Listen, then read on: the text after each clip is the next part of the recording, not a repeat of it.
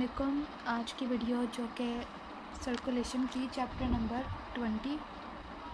तो इस वीडियो में भी मैं आपको इम्पोर्टेंट चीज़ें बताऊंगी सारे इस चैप्टर में, जो से इम्पोर्टेंट एमसीक्यूज़ हैं एमसीक्यूज़ हैं जो कि इस चैप्टर में से करने वाले हैं। तो सबसे पहले cardiac output, Venus return and the regulation. Cardiac output और वेनस रिटर्न की डेफिनेशन। कार्डिक आउटपुट जो है वो होता है quantity of the blood pumped by the heart into the aorta, यानी कि हर मिनट, ठीक है, पर मिनट लिखना ज़रूरी है। पर मिनट जो है वो हार्ट कितना ब्लड एओर्टा में पंप करता है, उसको हम कार्डिक आउटपुट कहते हैं। और वेनस रिटर्न होता है कि कितना ब्लड सारी पेरिफेरल वेन से राइट एट्रियम के अंदर जाता है, ठीक है। तो जितना ब्लड जाएगा उतना ही हार्ट पंप करेगा। तो मोस्टली कार्डिक आउटपुट और वेनस रिटर्न जो हैं वो आपस में इक्वल होते हैं। कार्डिक आउटपुट 3 चीज़ों पर डिपेंड करता है कि एक बॉडी रेस्ट में है या एक्सरसाइजिंग में है, एज क्या है, साइज़ क्या है बॉडी का, और बेसिक लेवल ऑफ मेटाबॉलिज्म क्या है। इसके लिहाज से मैन के अंदर 5.6 लीटर पर मिनट, वुमेन के अंदर 4.9, और एक एवरेज अडल्ट मैन, क्योंकि जैसे जैसे साइज़ ऑफ द बॉडी और एज इंक्रीज़ होती है तो कार्डियक आउटपुट कम होता है, तो 5 लीटर पर मिनट है, ठीक है। फिर हमारे पास है कार्डियक आउटपुट और कार्डियक इंडेक्स। कार्डियक इंडेक्स है वो हम जो है वो बॉडी के स्क्वायर मिलीमीटर के लिहाज से बताते हैं, ठीक है। तो कार्डियक आउटपुट को अगर हम एक्सप्रेस करें पर square metre of the body surface area, जिसको हम कार्डियक इंडेक्स कहते हैं, इसमें है कि अगर एक इंसान 70 kg का है, उसका एवरेज जो square metre of the body होगा वो 1.7 होगा, और उसका जो है वो कार्डियक आउटपुट 3 लीटर पर मिनट पर millimetre of the body surface area होगा। नेक्स्ट हमारे पास इसमें से कुछ भी इम्पोर्टेंट नहीं है, इसमें यही बस बताया हुआ है कि जैसे एज इंक्रीज़ होती है तो कार्डियक आउटपुट जो है वो डिक्रीज़ होता है। नेक्स्ट हमारे पास इस पूरे पैराग्राफ में बस ये बात है कि जितना ज़्यादा वेनस रिटर्न होगा उतना ज़्यादा कार्डियक आउटपुट होगा, और जितना ज़्यादा कार्डियक आउटपुट होगा वो हार्ट रेट भी इंक्रीज़ होगा, क्योंकि जो वेन्स जो राइट एट्रियम है वो स्ट्रेच होगा। राइट एट्रियम में ऐसे नोड होता है, वो स्ट्रेच होगा तो ज़्यादा इम्पल्सेस जाएंगी तो हार्ट रेट इंक्रीज़ होगा। लेकिन एक बात यहाँ पर लिखी हुई है कि अगर जो ब्लड रिटर्न हो रहा है हार्ट में, यानी जो वेनस रिटर्न है, अगर वो बहुत ज़्यादा हो जाता है, इतना ज़्यादा हार्ट पंप नहीं कर पाता, तो जो हार्ट है वो लिमिटिंग फैक्टर बन जाता है, ठीक है, क्योंकि हार्ट ने उतनी ही करनी है जितनी वो मैक्सिमम कर सकता है। फिर इसमें कुछ भी नहीं करना, ये भी नहीं करना। नेक्स्ट जो है वो एक फार्मूला याद रखना है कि कार्डियक आउटपुट जो है वो arterial pressure divided by the total peripheral resistance होता है, यानी आर्टीरियल प्रेशर ज़्यादा, कार्डियक आउटपुट ज़्यादा, रेजिस्टेंस ज़्यादा, तो कार्डियक आउटपुट कम, क्योंकि वेनस रिटर्न कम हो जाएगा। Cardiac output arterial pressure over total peripheral resistance. फिर उसके बाद ये भी इसमें कुछ इंपॉर्टेंट नहीं है, इसमें यहाँ पे लिखा हुआ है कि नॉर्मल जो कर्व दिखाया हुआ है, इसमें यहाँ पे तकरीबन जो है ये 13 लीटर्स पर मिनट है। तो नॉर्मल हमारे पास 5 लीटर होता है, लेकिन हमारे पास जो है वो अगर हमें ज़्यादा डिमांड है तो विदाउट एनी एक्सटर्नल एड या फिर स्टिमुलेशन तो हमारा हार्ट जो है वो 2.5 टाइम्स जो है वो नॉर्मल से ज़्यादा पंप कर सकता है। और उसके बाद है, ये इम्पॉर्टेंट है, हाइपर इफ़ेक्टिव और hypo effective heart. Hyper effective होता है जिसका कार्डियक आउटपुट ज़्यादा होता है, और हाइपो इफ़ेक्टिव होता है जिसका कार्डियक आउटपुट कम होता है।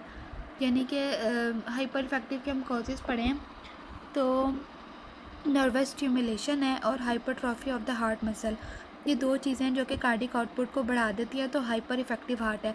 ज़ाहिरी बात है जब नर्वस स्टिमुलेशन होगी तो हार्ट रेट इंक्रीज़ होगा, हार्ट की कॉन्ट्रैक्टिलिटी इंक्रीज़ होगी तो कार्डियक आउटपुट इंक्रीज़ होगा, और हार्ट का मास इंक्रीज़ हो जाए यानी कि वो स्ट्रॉन्ग हो जाए तो उसकी पंपिंग भी स्ट्रॉन्ग होगी, तो भी हाइपर इफ़ेक्टिव हार्ट होगा।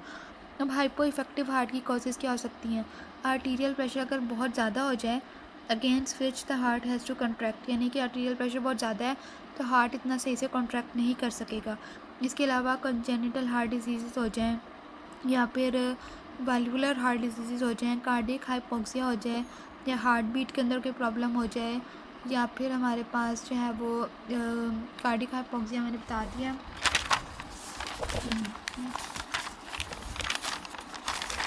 यहाँ पे लिखी हुई हैं नर्वस स्टिमुलेशन इनहिबिशन हो जाए, तो ये सारी कॉजेज़ जो हैं वो कर रही हैं हाइपो इफ़ेक्टिव हार्ट। फिर उसके बाद ये भी नहीं करना, ये भी नहीं करना। यहाँ पे एक बात लिखी हुई है कि जब कार्डियक आउटपुट बहुत ज़्यादा कम हो जाता है तो आर्टीरियल प्रेशर कम नहीं होता, वो नर्वस स्टिमुलेशन उसको मेंटेन कर लेती है। फिर उसके बाद यहाँ पे कुछ कॉजेज़ हैं जो कि पैथोलॉजिकली हाई या लो कार्डिक आउटपुट करवाते हैं, ये भी इम्पॉर्टेंट हैं, ठीक है। तो सबसे पहले जो हमारे पास कार्डिक आउटपुट को इंक्रीज़ कर देती हैं वो ये जो लिखी हुई है, इनका बेसिक काम जो है वो टोटल पेरिफेरल रेजिस्टेंस को कम करना है। जब टोटल पेरिफेरल रेजिस्टेंस कम होगी तो वेनस रिटर्न जो है ज़्यादा होगा, ठीक है, तो कार्डिक आउटपुट इंक्रीज़ होगा। इसमें सबसे पहले है बेरी, फिर जो है वो एवी शंट है, एनीमिया है, और हमारे पास जो है वो हाइपरथायरॉयडिज्म है। बेरी में न्यूट्रिशनल डेफिशिएंसी ऑफ थायमीन, तो जब न्यूट्रिशनल डेफिशिएंसी होगी तो वैसोडाइलेशन होगी।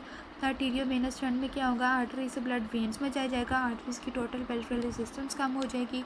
हाइपरथायरॉयडिज्म में मेटाबॉलिज्म बहुत ज़्यादा होगा तो उतने ज़्यादा वेस्ट प्रोडक्ट प्रोड्यूस होंगे, उसको रिमूव करने के लिए ज़्यादा ब्लड चाहिए होगा।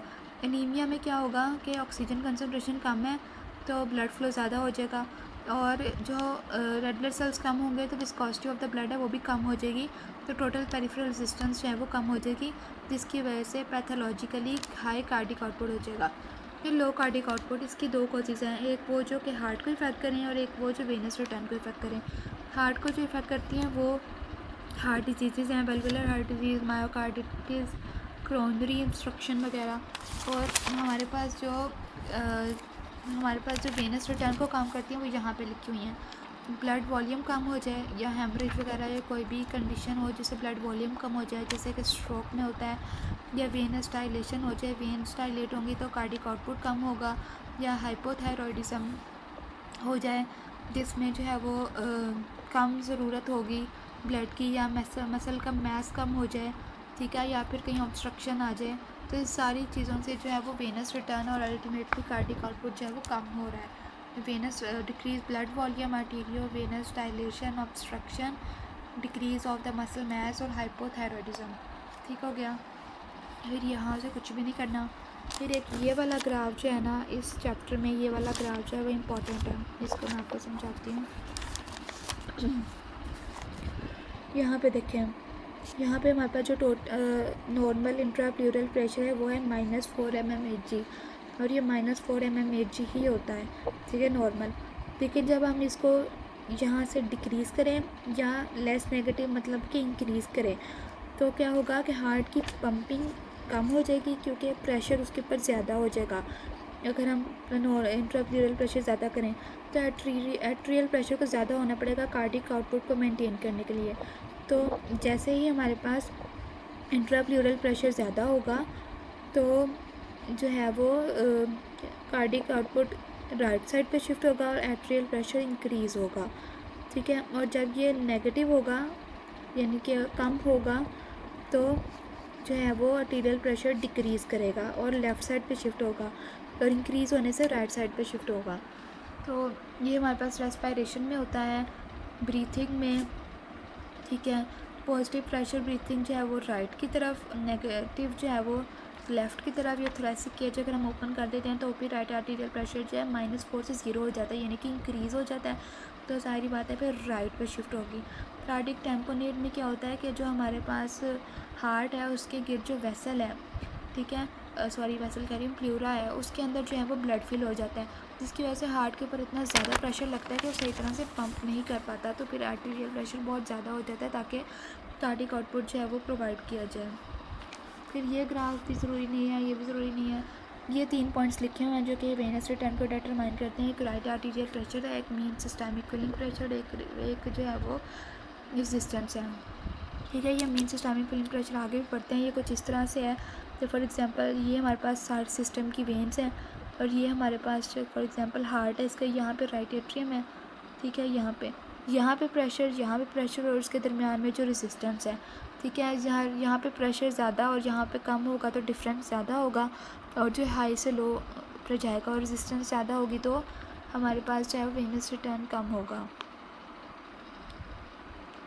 नेक्स्ट हमारे पास है ये वाला ग्राफ भी इम्पोर्टेंट है।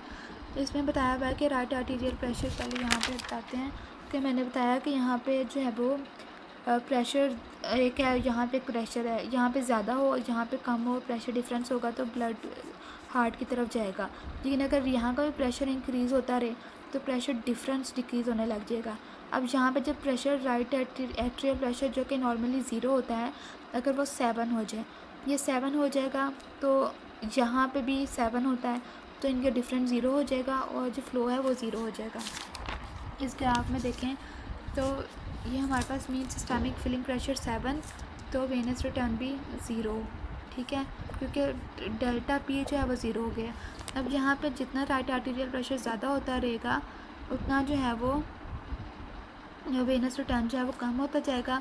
ये हमारे पास ज़ीरो है, ज़ीरो से पीछे क्या है, प्लेट्यू है। इस प्लेट्यू की जो रीज़न है वो यहाँ पे लिखी हुई है कि जब हमारे पास राइट आर्टीरियल प्रेशर नेगेटिव होता है ज़ीरो से, तो सक्शन प्रोड्यूस होती है। सक्शन की वजह से जो वेन्स हैं वो कंस्ट्रिक्ट, यानी कि उनका ल्यूमेन जो है वो दब जाता है, उनका जो फिर हमारे पास ल्यूमेन का जो साइज़ है वो कांस्टेंट हो जाता है, उससे ज़्यादा उसमें ब्लड नहीं जा सकता, फिर वो मैक्सिमम उतना ही जाता है, तो फिर ये प्लेट्यू हो जाता है।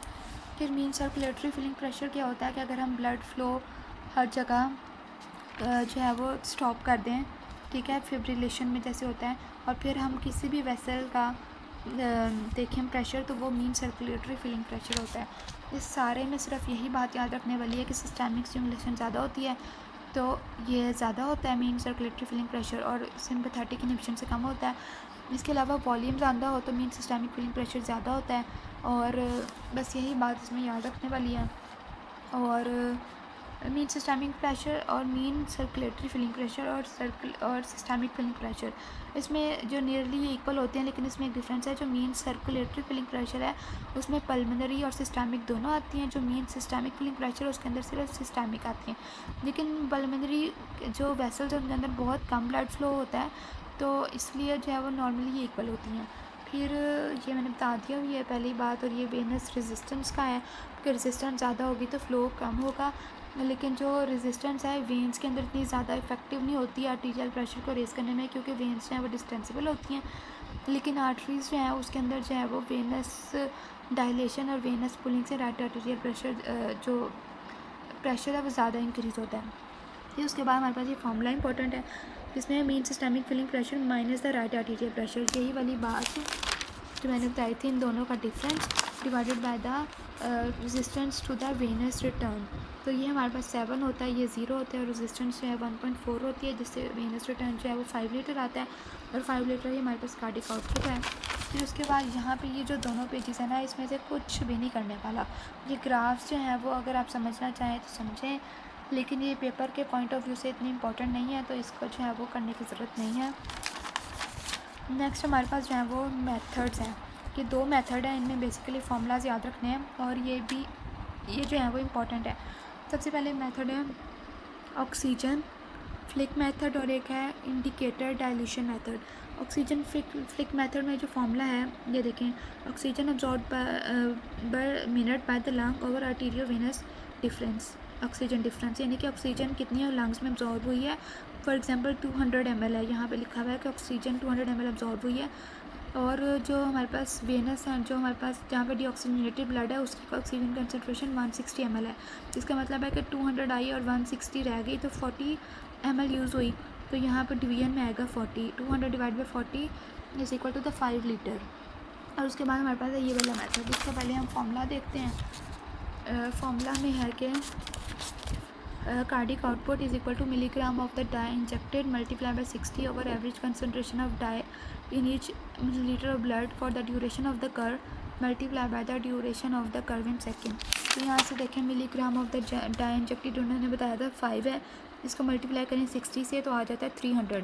फिर उसके बाद है कि कितनी डाई है average ml of the blood में, तो यहाँ से पता चल रहा है 0.25 ml है, लेकिन हमने इसको लेना होता है डेसीलीटर में, तो हम डिवाइड करेंगे इसको 1000 से तो 0.025 आ जाएगा, और टाइम भी इन्होंने बताया था वो है 12 सेकेंड। तो इसको करेंगे तो हमारे पास 1000 ml या फिर 1 लीटर आ जाएगा। तो ये फॉर्मूला यूज़ करके हम कैलकुलेट कर सकते हैं। सो ये चैप्टर यहाँ पे फिनिश होता है। Thank you.